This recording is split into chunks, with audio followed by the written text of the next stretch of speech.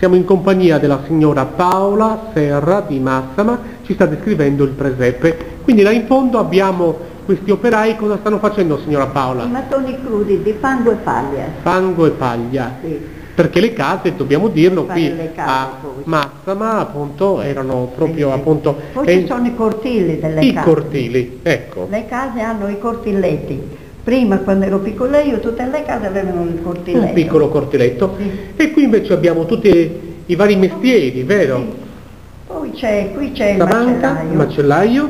Poi abbiamo il calzolaio. il calzolaio, Quello che fa i cestini, sugadinaio. sugadinaio, Una donna che è posta adesso, una che fila. che fila, e uno che legge. Quello sta leggendo, il lettore, sì. Sì. Poi abbiamo là in fondo, stanno lavando i panni, cosa stanno facendo? Quelle stanno lavando i panni facendo la lisciva. Ecco.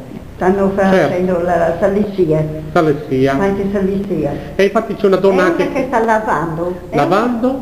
E l'altra che bolle l'acqua con la cenere per metterlo nel cestino. Per la sono pulizia. i panni dentro. Sì. Ecco, e poi la donna che attinge l'acqua. E poi la fontana dove attinge l'acqua quella donna è un'altra che porta la brocca. Che porta la brocca. Sì.